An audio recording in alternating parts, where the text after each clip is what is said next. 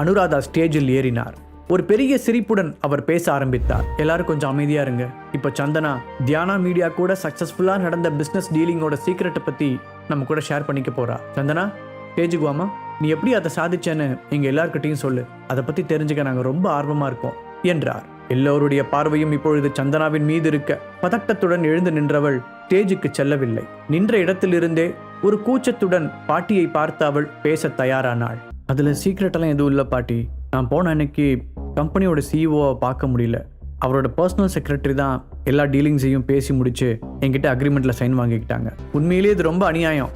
நான் தியானா மீடியாவுக்கு போனப்போ அந்த சிஇஓ பேட் மூட்ல இருந்திருக்கலாம். அதனால என்ன வெளியே போக சொல்லியிருக்கலாம். செகண்ட் டைம் சந்தனா போனப்போ அவங்க கூட சேர்ந்து ஒர்க் பண்றதுல நாம எவ்வளோ சின்சியரா இருக்கோம்னு அவர் ரியலைஸ் பண்ணியிருப்பாரு. அதனால தான் அவர் நமக்கு இந்த கான்ட்ராக்டை கொடுத்துருப்பாரு. அதன் பிறகு சந்தனாவை அலட்சியமாக பார்த்தவன், எனக்கு அப்புறம் யார் போயிருந்தாலும் இந்த கான்ட்ராக்ட் கிடைச்சிருக்கும்னு நான் நினைக்கிறேன். கார்த்திக் சொல்றது சரிதான். சந்தனா, நீ அந்த கான்ட்ராக்டை ரொம்ப ஈஸியாக வாங்கிட்ட. பட் அதுக்கு காரணம் நீ இல்லை. கார்த்திக்கும் இதுக்காக நிறைய கஷ்டப்பட்டான். ஹரிஷின் கூர்மையான கண்கள் அங்கு நடக்கும் எல்லாவற்றையும் கவனித்துக் கொண்டுதான் இருந்தது. கார்த்திக் எந்த அளவிற்கு சந்தனாவை தான் ஹர்ட் செய்கிறோமோ அதைவிட பல மடங்காக தனக்கு திரும்ப கிடைக்கும் என்று தெரியாமல் ஆடிக்கொண்டிருந்தான். இந்த பிசினஸுக்கும் எங்க குடும்பத்துக்கும் கிடைச்ச பெரிய சொத்து நீ. எல்லாத்தையும் ஒன்ன நம்பி விடுறேன். நீ கண்டிப்பா அது பெரிய லெவலுக்கு கொண்டு வருவேன்னு எனக்கு தெரியும். அனுராதா அவனை புகழ்ந்து தள்ளினார். அனுராதா பாட்டி கார்த்திகை மட்டுமே பாராட்டுவதைக் கண்டு சந்தனா நொந்து போனாள். இந்த சக்சஸ் பார்ட்டி சந்தனாவிற்கு சொந்தமானது. ஆனால் பாட்டியின் தயவால் கார்த்திக் அந்த பார்ட்டியின் ஸ்டார் ஆகிவிட்டான். சந்தனாவிற்கு உள்ளே வலித்தாலும் தன்னை கட்டுப்படுத்தி கொண்டு முடிந்தவரை சிரித்த முகமாக அமர்ந்திருந்தாள். கார்த்திக் அந்த நாளை தனக்கு சாதகமாக பயன்படுத்திக் கொள்ள திட்டமிட்டான். இன்னைக்கு என்னோட ட்ரீட். உங்களுக்கு என்ன வேணுமோ ஆர்டர் பண்ணி சாப்பிடுங்க. வேணுங்கிற அளவுக்கு குடிங்க. நான் பில் பே பண்றேன் என்றான். அதன் பிறகு அங்கிருந்த வெயிட்டரை அழைத்த அவன், வெயிட்டர், உங்க ஹோட்டல்ல இருக்கிற பெஸ்ட் வைனை கொண்டு வந்து ஒவ்வொரு டேபிளையும் வைங்க. நான் சொல்றது புரியுதுல? உங்ககிட்ட இருக்கிறதுலயே மோஸ்ட் எக்ஸ்பென்சிவ் வைனை எடுத்துட்டு வாங்க சீக்கிரம் என்று ஆர்டர் போட்டான். கார்த்திக் போடும் ஆட்டத்தை எல்லாம் ஹரிஷ் தன் டேபிளில் அமர்ந்து கை கட்டி வேடிக்கை பார்த்து கொண்டிருந்தான். அவனுடைய உதடுகளில் ஒரு கேலி சிரிப்பு தெரிந்தது. மாட்னடா மகனே, உனக்கு பாடம் கற்றுக் கொடுக்க என்ன செய்யலாம்னு கஷ்டப்பட்டு யோசிச்சுட்டு இருந்தேன். ஆனா ஒவ்வொரு தடவையும் அதுக்கான சான்ஸை நீயே உருவாக்கி கொடுக்குற. ஆட்டம் ஆடுற. த கிரேட் தியானா மீடியாவோட நம்ம கான்ட்ராக்ட் சைன் பண்ணதை செலிப்ரேட் பண்றதுக்காக இன்னைக்கு எல்லாரும் ஒன்று கூடி இருக்கோம்.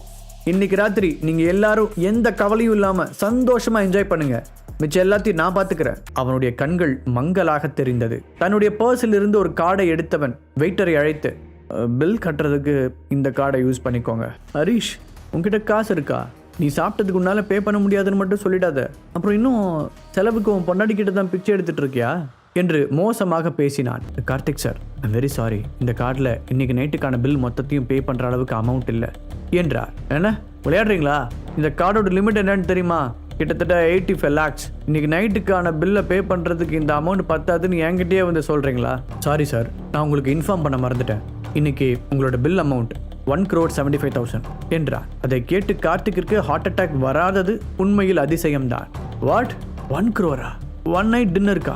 அப்படின்னா நாங்கள் கோல்டு பிஸ்கட்டையா சாப்பிட்டோம் என்று அதிர்ச்சியுடன் கேட்டான். அவ்வளவு நேரம் இருந்த போதையெல்லாம் ஒரே நிமிடத்தில் தெளிந்திருந்தது. நீங்க என்ன ஏமாத்த பாக்குறீங்க? முதல்ல உங்க மேனேஜரை வர சொல்லுங்க, நான் அவர்கிட்ட பேசிக்கிறேன் என்று கத்தினான்.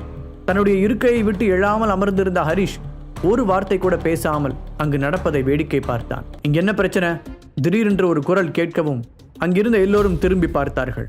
தீபக் ரவிச்சந்திரன் அந்த ஹோட்டலில் ஓனர் மட்டுமல்ல, தமிழ்நாட்டின் மிக முக்கியமான பெருந்தலைகளில் அவனும் ஒருவன். அதனால்தான் பாட்டி இந்த பிரச்சனையை அதற்கு மேல் சிக்கலாக்க விரும்பவில்லை. தீபக்கை பார்த்தவுடன் கார்த்திக் சுயநினைவுக்கு வந்தான். அவன் கைகள் நடுங்க அவசரமாக மேனேஜரின் சட்டையில் இருந்து கையை எடுத்தவன் அதன் சுருக்கங்களை நீவி விட்டான். தங்களுடைய ஓனர் வந்தவுடன் கூடுதல் தைரியம் பெற்ற அந்த மேனேஜர், அனுராதா மேடத்தோட ஃபேமிலிங்கிறதுனால தான் நீங்க கேட்டதும் பெஸ்டான ஒன்றை நாங்கள் கொடுத்தோம். நீங்க பணம் கொடுக்காம இப்படி பிரச்சனை பண்ணுவீங்க நான் எதிர்பார்க்கல என்று கிண்டலாக கூறினார். அந்த ஏசியிலும் கார்த்திக்கிற்கு வேர்த்து ஊற்றியது. இப்போ என்ன உங்களுக்கு?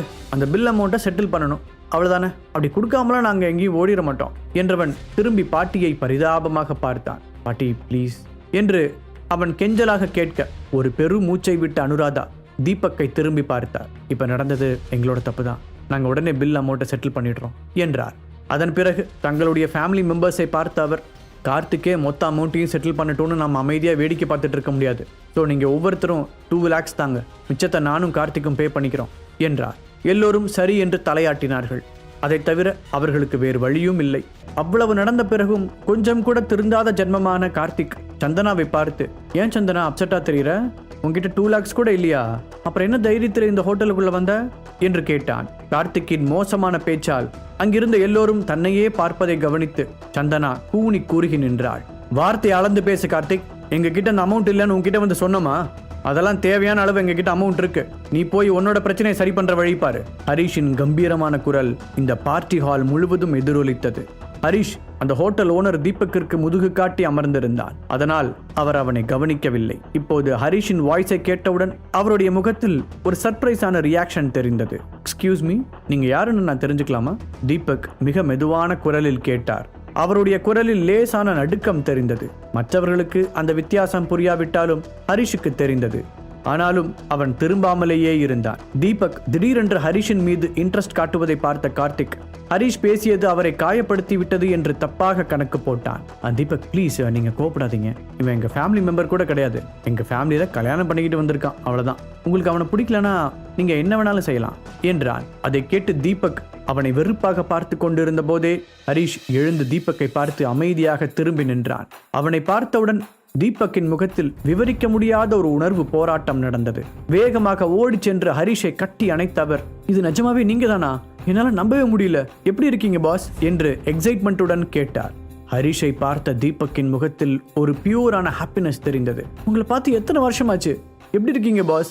ஹரிஷை கட்டி பிடித்துக் கொண்டு தீபக் உணர்ச்சி வசப்பட்ட காட்சியை அங்கிருந்த எல்லோரும் அதிர்ச்சியுடன் பார்த்தனர். பாஸ்? ஹரிஷ் தீபக்கோட முதலாளியா? எல்லோருக்கும் இந்த ஒரு கேள்விதான் எழுந்தது. நான் இனிமே உன்னோட பாஸ் இல்ல தீபக், என்ன ஹரிஷ்னே கூப்பிடு என்று கூறிய ஹரிஷ் தீபக்கின் காதில் ஏதோ கிசுகிசுத்தான். வாழ்க்கை உண்மையில் அதிசயங்களால் நிறைந்தது. தீபக் உள்ளே வரும்போதே ஹரிஷ் அவனை பார்த்து விட்டான். அவனுக்கு எப்படி ரியாக்ட் செய்வது என்று தெரியவில்லை. அதனால்தான் அவனை நேராக சந்திக்காமல் திரும்பி உட்கார்ந்திருந்தான். ஆனால் கெட்ட எண்ணத்துடன் கார்த்திக் செய்த செயல் இருவரையும் நேருக்கு நேர் பார்க்க வைத்து விட்டது. அவர்கள் இருவருக்கும் இடையில் ஒரு பெரிய பிளாஷ்பேக் இருந்தது. 7-8 வருடங்களுக்கு முன்பு ஹரிஷ் டீனேஜில் இருந்த பொழுது தீபக்கின் உயிரை காப்பாற்றி இருந்தான். அந்த நேரத்தில் தீபக் இவ்வளவு பெரிய பணக்காரன் எல்லாம் இல்லை.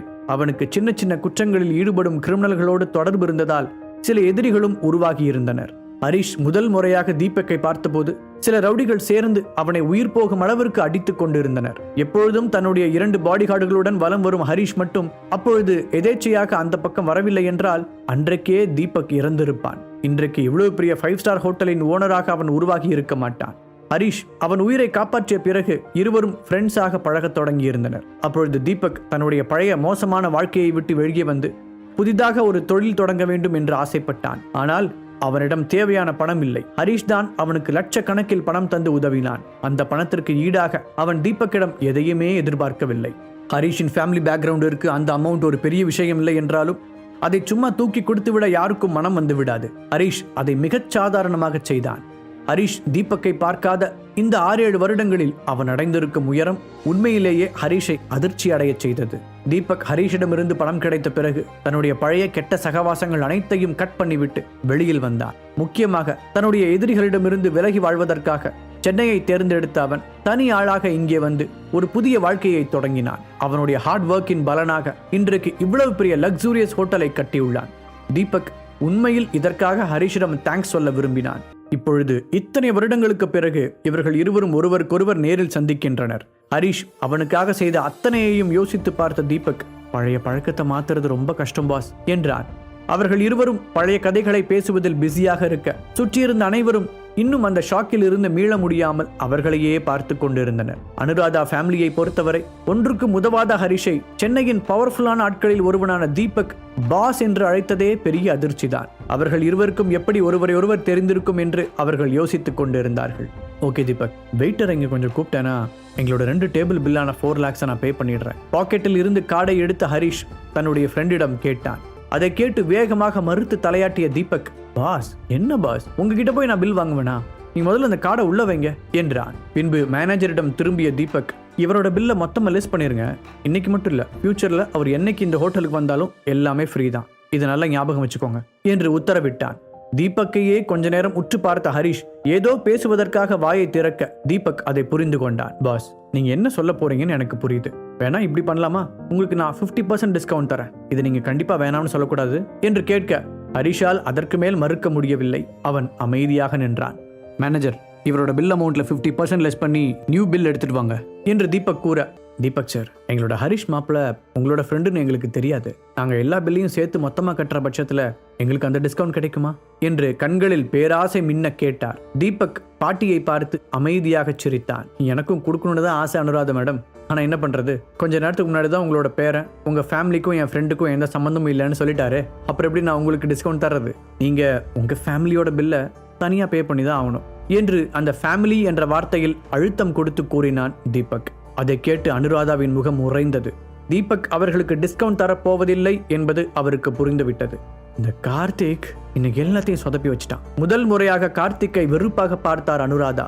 பாட்டியின் கோபத்தை உணர்ந்த கார்த்திக் தலையை குனிந்தான். ஹரிஷ் மேனேஜர் கொண்டு வந்த பில்லை வாங்கி பார்த்தான். டிஸ்கவுண்டிற்கு பிறகு அது 2 lakhs இருந்தது. அதை எட்டி பார்த்த கார்த்திக், ஹரிஷ் 2 டேபிள் பில்லையும் கட்டுறேன்னு இவ்வளோ நேரம் என்னமோ சொன்னேன், ரொம்ப ஓவரா சீன் போட்ட, இப்போ மாட்டிக்கிட்டியா? இப்போ இவ்வளோ காசுக்கு நீ எங்கே போவ?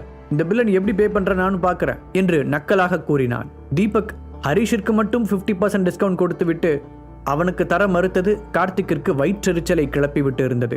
அந்த காண்டை ஹரிஷின் மீது காட்டினான். பின்பு தன் கையில் இருந்த பேங்க் கார்டை அந்த மேனேஜரிடம் கொடுத்தான். ஒரு நிமிஷம் சார் என்று அந்த கார்டை வாங்கி தன்னிடம் இருந்த ஸ்வைப் மிஷினில் தேய்த்தார் மேனேஜர். ஹரிஷின் சாதாரண ஏடிஎம் கார்டை பார்த்த கார்த்திக், எனக்கு தெரிஞ்சு எந்த வேலைக்குமே உருப்படியா போகாத நீ எப்படி இவ்வளோ அமௌண்ட் வச்சிருப்ப? சீன் போடுறதுலேயே ஒரு நியாயம் வேண்டாமா என்றான். கார்த்திக் சொல்றது சரிதான். இப்போ அந்த ஹோட்டல் மேனேஜர், சாரி சார், கார்டில் பேலன்ஸ் பத்தல அப்படின்னு சொல்லுவார் பாரு, நான் வேணா பெட் கட்டுறேன். பாஸ்வேர்டுக்காக ஹரிஷிடம் மிஷினை நீட்டிய மேனேஜர் அடுத்த சில நொடிகளில் பே செய்யப்பட்டு விட்டதாக அந்த பில்லையும் கார்டையும் தேங்க்யூ சார் என்று கூறிக்கொண்டே அவரிடம் கொடுத்தார். என்ன, டிரான்சாக்ஷன் முடிஞ்சுதா? இது எப்படி நடந்துச்சு? அங்கிருந்த எல்லோரின் முகங்களிலும் கன்ஃபியூஷன் தெரிந்தது. இவ்வளவு நாள் வீட்டோடு மாப்பிள்ளையாக மட்டும் அவர்களுக்கு அறிமுகமாகி இருந்த ஹரிஷ் இன்றைக்கு ஒரு புரியாத புதிராக தெரிந்தான். சந்தனா ஹரிஷின் சட்டையை பிடித்து இழுத்து, உனக்கு எங்கிருந்து அவ்வளவு பணம் வந்துச்சு? சந்தனா பேபி, அதை பத்தியா நீ ஒரே பண்ணிக்காத, நீ இந்த பார்ட்டியை நல்லா என்ஜாய் பண்ணன்னு நினைக்கிறேன். ஹரிஷ் சிரித்துக்கொண்டே பதில் சொன்னான். சந்தனாவும் அதற்கு மேல் அங்கு சீன் கிரியேட் செய்ய விரும்பவில்லை. இப்போது அவளுக்கு அங்கு நடந்ததை பற்றி என்ன நினைப்பது என்று கூட தெரியவில்லை. ஒரு நிமிடம் யோசித்த ஹரிஷ் சந்தனாவிடம் திரும்பி, எனக்கு இன்னும் கொஞ்சம் முக்கியமான வேலை இருக்கு, நீங்க எனக்காக வெயிட் பண்ண வேண்டாம், நீ அத்தையை கூட்டிட்டு வீட்டுக்கு போயிரு, நான் சீக்கிரமே வந்துடுவேன், அப்புறம் காரை பார்த்து பொறுமையா டிரைவ் பண்ணு என்றான் ஹரிஷ். சந்தனா தீபக்கையும் ஹரிஷையும் மாறி மாறி பார்த்துவிட்டு சரி என்று தலையசைத்தாள். அவள் தன் அம்மாவுடன் அங்கிருந்து கிளம்பினாள். அனுராதா ஃபேமிலி வேறு வழியில்லாமல் தங்களுக்கான பில்லை கட்டிவிட்டு ஒவ்வொருவராக அங்கிருந்து கிளம்பினார்கள். கடைசியாக ஹரிஷும் தீபக்கும் தனியாக ஒரு காரில் ஏற தீபக் அந்த காரை டிரைவ் செய்தான். பாஸ், நீங்க லாஸ்ட் 2 years சென்னையில் தான் இருக்கீங்களா என்று தீபக் கேட்க, ஜன்னலுக்கு வெளியே வேடிக்கை பார்த்து கொண்டிருந்த ஹரிஷ் ஆம் என்று தலையசைத்தவன், தீபக் நீ ரொம்ப வருஷமா இங்கேதான் இருக்கான்னு எனக்கு தெரியாது என்ற ஹரிஷ், சரி இப்போ நீ என்னை எங்கே கடத்திட்டு போற என்று கேட்டான். ஒரு சர்ப்ரைஸான பிளேஸுக்கு, ஒரு சர்ப்ரைஸான ஆளை பார்க்க போறோம் என்றான் தீபக். அவன் யாரை பற்றி பேசுகிறான் என்று புரியாமல் முழித்தான் ஹரிஷ். பாக்கெட் எஃப்எம் ஆப்பை டவுன்லோட் பண்ணி கிங் ஆடியோ சீரீஸை கேட்க ஸ்டார்ட் பண்ணுங்க.